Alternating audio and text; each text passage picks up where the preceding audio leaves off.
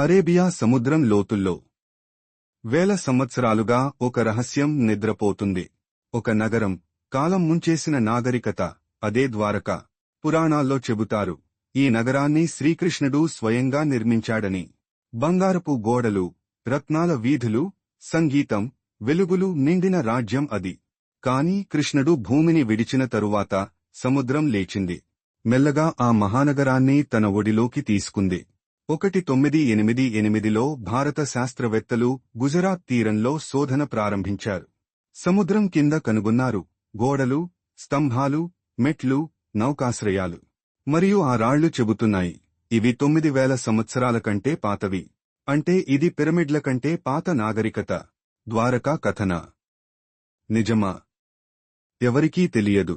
కాని డైవర్లు చెబుతున్నారు, సముద్రం కింద ఇప్పటికీ దేవాలయ గంటల స్వరం వినిపిస్తూనే ఉందని.